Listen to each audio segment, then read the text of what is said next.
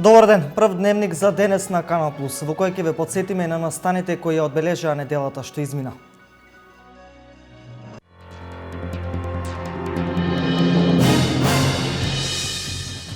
Премиерот Груевски неделава посети неколку општини на истокот. Беше пуштено во употреба тениско игралиште во Виница и поставен камен темелник во Берово. Се основа фонд за стипендирање на УГД. 500 најдобри студенти ќе добијат стипендии во висина од 200 евра оваа студиска година.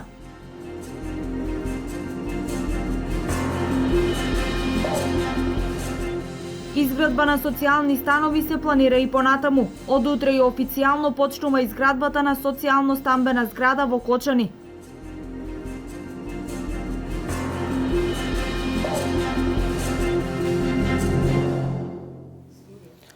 Премиерот Груевски во понеделникот посети дел од општините на истокот. Во Кочани го посети реконструираното средно училиште Лјупчо Сантов, престојуваше во компанијата Мак Прогрес Винчини во Виница, каде пушти во употреба двојно тениско игралиште. Премиерот Груевски престојуваше и во Берово, а во населбата Беровско езеро присуствуваше на поставувањето камен темелник на главниот одводен колектор. Премиерот на владата на Република Македонија Никола Груевски денеска неочекувано посети 3 општини во Источна Македонија. Најнапред директно од Скопје допатува во Кочани, каде го посети реновираното средно општинско училиште Лјупчо Сантов.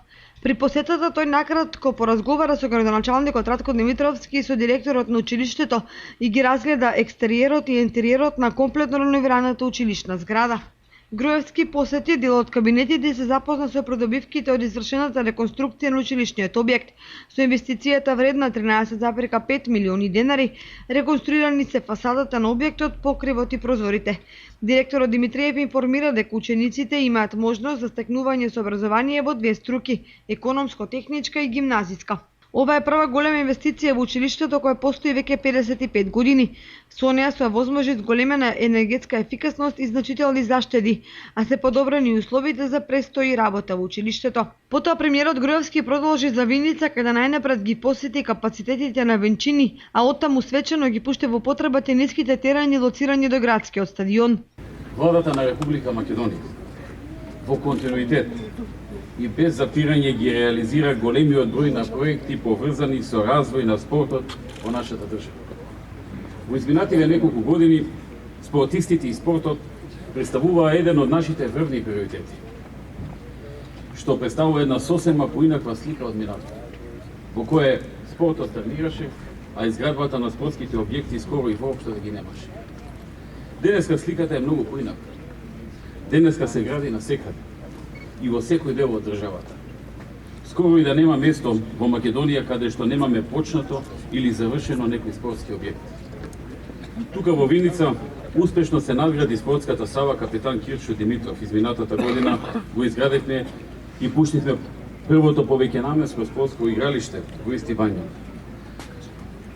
Наскоро ќе започнеме да градиме уште едно вакво повеќенамensко спортско игралиште во ридскиот дел на Виница, на улица Видео Смилевски Вату. Во делот на спортските проекти, денес со задоволство го пуштаме во употреба и новото тениско игралиште, кое представува инвестиција од 12 милиони денари. Игралиштето е изградено по најсовремени стандарди за вакви тениски игралишта. Располага со осветлување, пристапни патеки, целосна инфраструктурна приклученост и најсовремена подлога по сите стандарди на Светската тениска асоцијација. Истото ќе биде ставено на располагање на учениците од основното училиште Гоце Делчев, како и на сите граѓани за спордување, за рекреирање и за надпреварување. Овде би сакал да го спомнам и нашиот шампион во тенис до 11 години, тоа е младата Лила Давчева, која што веќе е шампион на Македонија до 11 години, учествува на меѓународни балкански надпревари и има значајни резултати досега. Владата на Република Македонија и Агенцијата за млади и спорт во изминативе неколку години во континуитет инвестира во изградба на спортската инфраструктура. Кога пред неколку години го започнавме проектот за изградба на 100 тениски терени, интересот кај општините беше огромен и веќе минатата година истиот го проширивме за нови 20. Истите се изградени по меѓународни стандарди на Светската тениска федерација, ITF оградени со плетена жичена ограда од 3,5 метри, осветлени со рефлектори и истите може да се користат и во доцните вечерни часови. За оваа инвестиција од буџетот на Агенцијата за млади и спорт се издвоени 11,8 милиони денари. Од Виница премиерот се упати кон Берово, каде исто така ќе посети реализирани проекти и ќе поразговара со домаќините за актуелните активности кои се преземаат во пресрет на есенско-зимската сезона.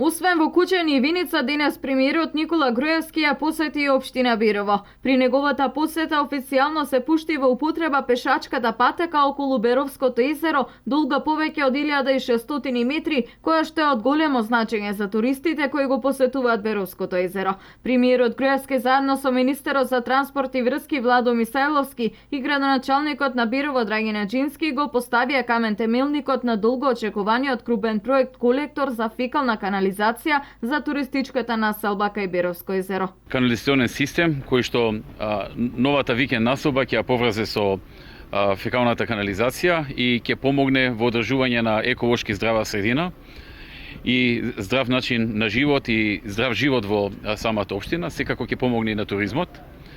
Исто така и тоа беше дел од нашите ветувања и имав можност да официјално да ја пуштиме во употреба пешачката патека, во која што владата инвестираше средства, со поддршка на градоначалникот, се заврши таа пешачка патека и е звонредна новина за туристите.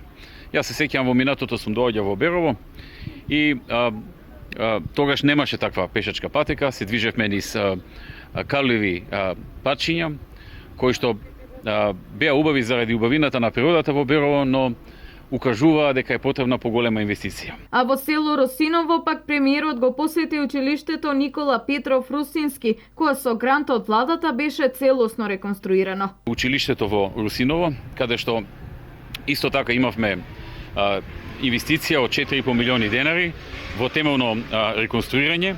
Тука помогна и USAID со дополнителна инвестиција од 3,3 милиони денари. Се заедно се направи едно темелно реновирање на училиштето, во кое што она што е најважно се воведе парно грејење. Премиерот Никола Груевски истакна дека општина Берово во последните 7-8 години има сериозно подобрување во делот на уредувањето.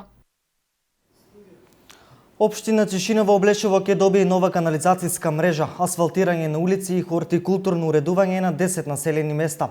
Проектите ги финансира Агенцијата за финансиска поддршка во земјоделството и руралниот развој.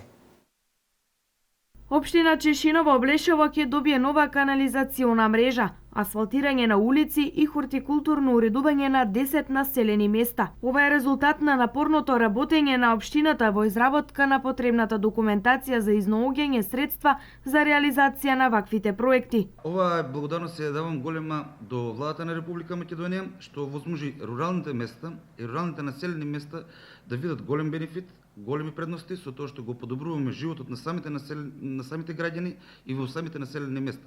Од добиените проекти е изградба на канализациона мрежа во населено место Чифлик, која сума изнесува некаде околу 16 милиони и 272 илјади денари. Потоа изградба на две улици во населено место село Теранци во должина од 800 метри со финансиска поддршка од 4 милиони денари. Исто така направивме и хортикултурно уредување како излетнички места или мини плоштади во сите населени места или поточно во населените места Бање, Борилчево, Жиганци, Кучичиново, Облешево, Соколарци, Спанчево, Теранци, Уларци, Чешиново и Чифлик. Со вредност околу 1.250.000 денари, исто така добиени средства од Агенцијата за финансиска поддршка на земјоделието и руралниот развој. Во соработка со Источниот плански регион, а со средства исто од поддршка за Агенцијата за финансиска поддршка, се добиени и уште 3 проекти или поточно урбанистички планове за населените места Облешево, Чифлик и Чешиново. Ова инвестиција изнесува некаде околу 7 милиона и 133 илјади денари.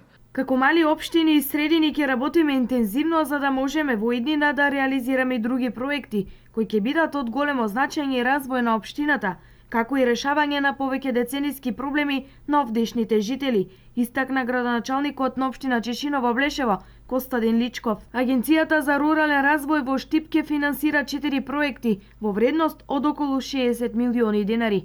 До октомври треба да започне изградбата на патот од Суво Грло до магистралниот пат Штип-Радовиш, потоа изградба на улица до манастирот во село Долани и патот помеѓу селата Долно Трогерци и Врсаково. Општина Карбинци преку Агенцијата за финансиска поддршка во земјоделството и руралниот развој за реализација доби 55.000 милиони денари. Изградиме пат од село Долни Бавон до село Долно Трогерци во должина 4,5 километри. Исто така да изградиме пат од село Радање до село Козјак во должина од 3,5 километри и влезот на село Карбинци во должина од 1 километар со два тротоари од страните. Се надеваме дека во текот на оваа недела ќе распишиме јавен повик, така да кога ќе се избере за месец дена би почнале да се работат. Општина Пробиштип аплицираше со 3 проекти на јавниот повик на Агенцијата за финансиска поддршка во земјоделството и руралниот развој.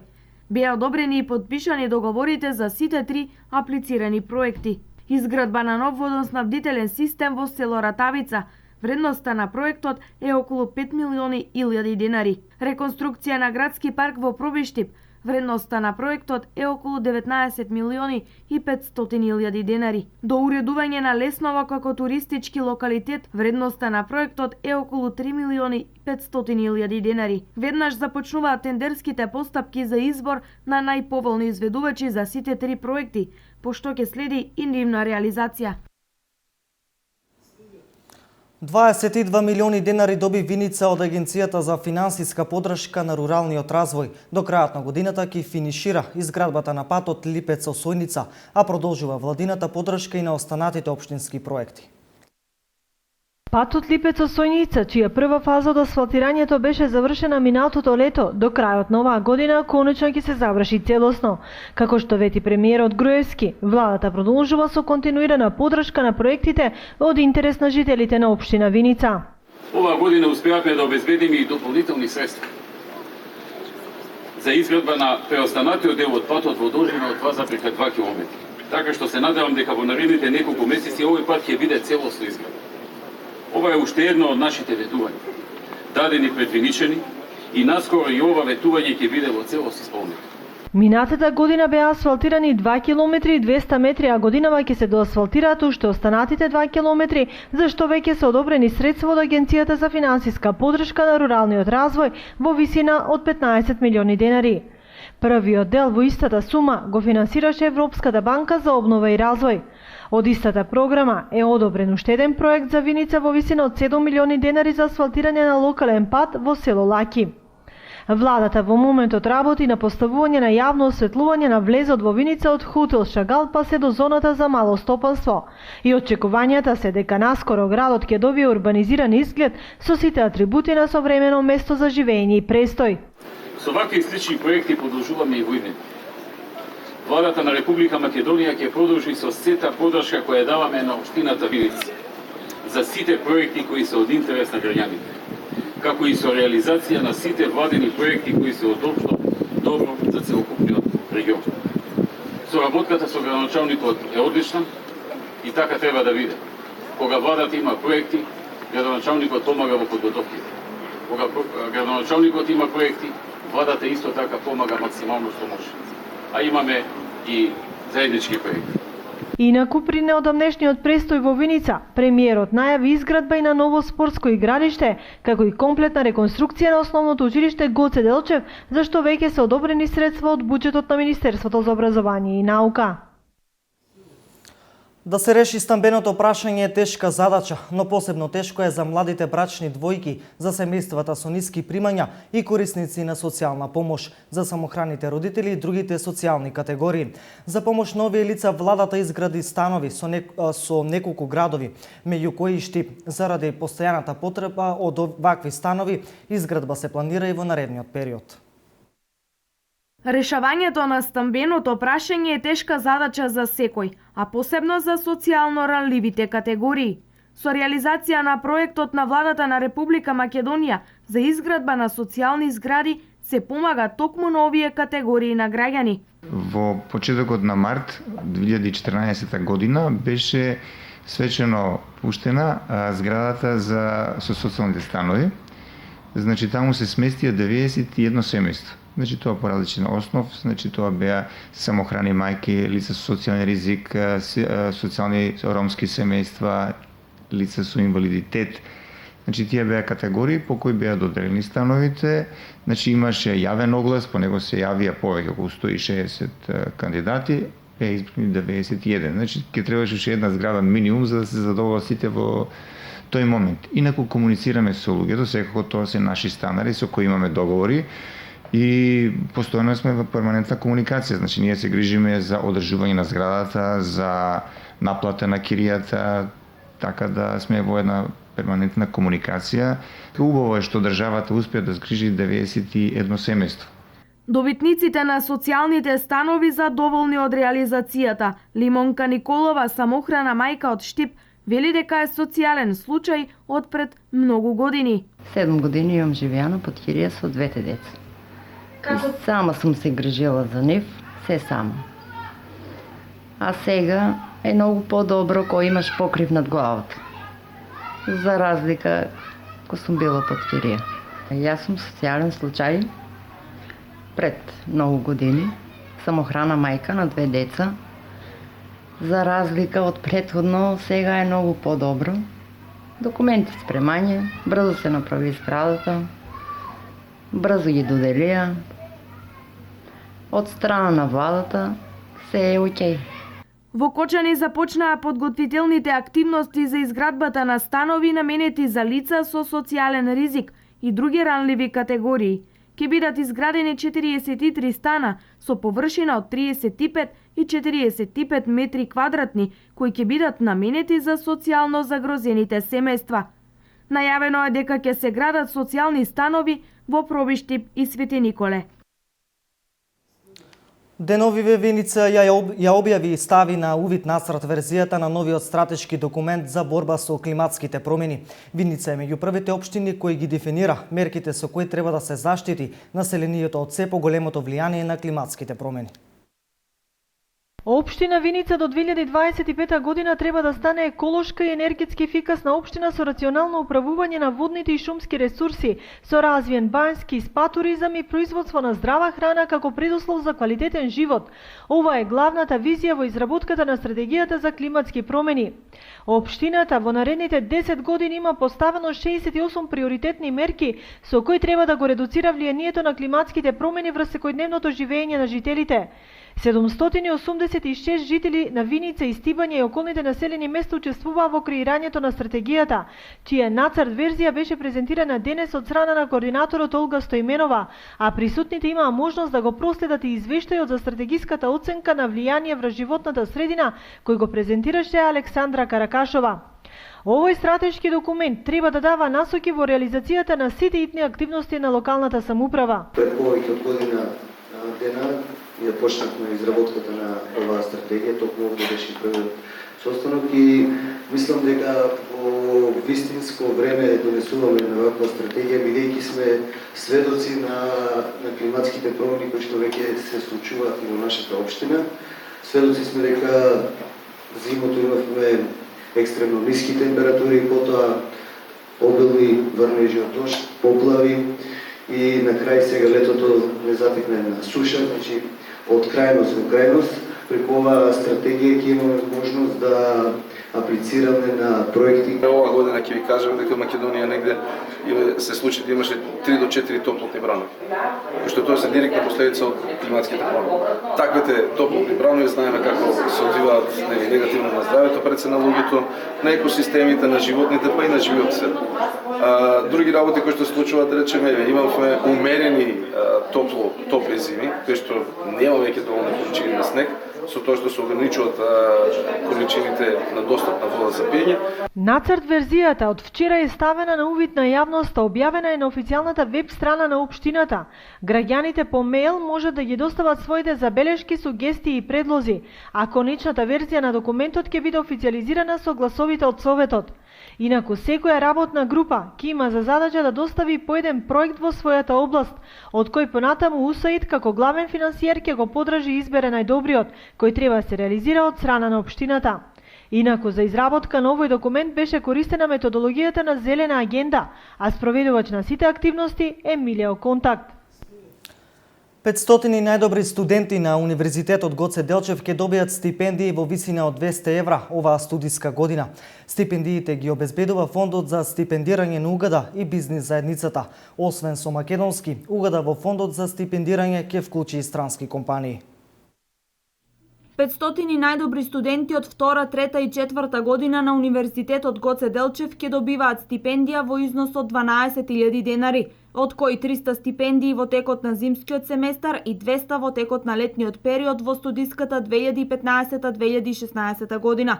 Проректорот на УГД, професор доктор Блажо Боев, информираше дека овој фонд за стипендирање на студентите е во насока на се поголемо вклучување на бизнис заедницата во Штипскиот универзитет. Сакаме да најавиме дека во текот на зимскиот семестар 2015-2016 година фондот ќе распише 300 стипендии за студенти на УГД и во текот на летниот семестар уште 200 стипендии. Значи тоа е таргет на УГД во оваа година, во оваа учебна година од 500 стипендии кои ќе бидат дадени на студентите на Универзитетот Гоце Делчев во Штип и тоа на најдобрите. Критериумите за добивање на стипендиите доправа ќе бидат разработени, но еден од основните критериуми е успехот постигнат на факултет. Можност за добивање ваква стипендија немаат студентите од прва година, бидејќи тие се на почетокот на своето студирање. Студентите ја поздравија оваа иницијатива и се благодарни за овој потек на универзитетот.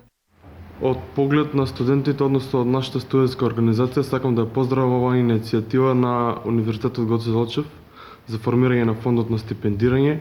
Тоа за нас значи еден огромен мотив, една огромна створање на една огромна конкуренција меѓу студентите, се со цел да се подобри успехот и квалитетот на студирањето. Значи, со самото тоа, со доделување на 500 стипендии, тоа е една огромна бројка, која во студиската 2015-2016 година ќе го олесни начинот, односно текот на студирањето на 500 студенти од нашиот универзитет. Конкурсот ќе биде распишан на почетокот од студиската 2015-2016 година. Планирано е овој конкурс да се распишува редовно, почнувајќи од оваа година. Студиската 2015-2016 година и годинава ќе започне без студентски дом во Штип, покрај трошоците за запишување на студентите кои се образуваат надвор од местото на живење. Голем проблем им представува и сместувањето за време на своето студирање.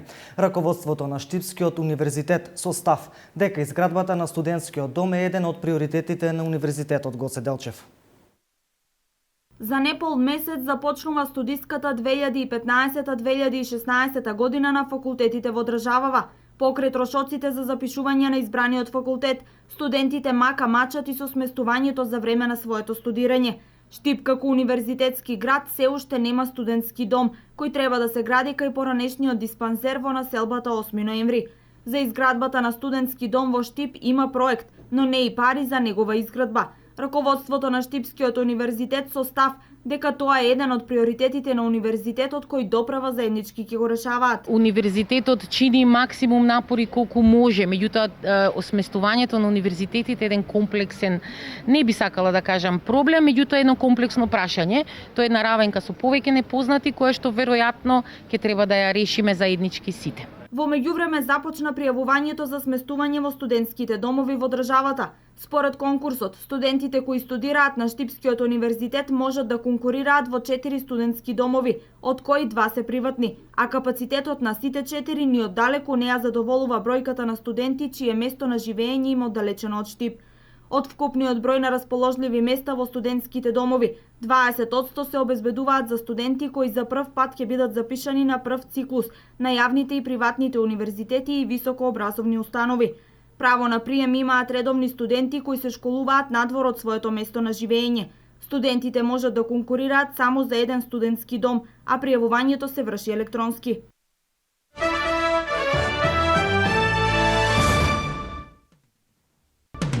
Турската полиција уапсила 435 мигранти, најголем дел од Сирија, кои патувале до грчкиот остров Лесбос. Приведени се тројца турски државјани кои се сомничат за пренесувањето на мигрантите кои ќе бидат изнесени пред суд. По турските закони за криумчарење на луѓе може да се добијат и до 8 години затворска казна. Помеѓу уапсените мигранти има мажи, жени и деца, главно од Сирија, но има и такви со потекло од Авганистан и Пакистан. Најмалку едно лице загина во експлозија вчера во хемиска фабрика во источната кинеска провинција Шандон, а повредени се 9 лица. Експлозијата се случила во 20 часот и 40 минути по локално време. Хемиската фабрика во која се случила несреќата годишно произведувала до 300.000 тони отровно цианидно соединение. Пожарот во фабриката е изгаснат, а според водотоците на локалните власти во зоната на несреќата нема опасност од загадување со опасни хемиски супстанции. Најмалку 31 германски полицајци се повредени во синокешните протести во Хајденау, Германија, во судири за време на десничарски протест против азилантите. Полицијата употребила солзавец и спреј за справување со групата демонстранти, при што се уапсени поголем дел од учесниците на протестот. Надлежните служби во Саксонија прават напори за време на викендот одреден број имигранти да сместат во напуштена хала во Хајденау, поради што може да се очекуваат нови судири со десничарите и противниците на бегалската политика на земјата.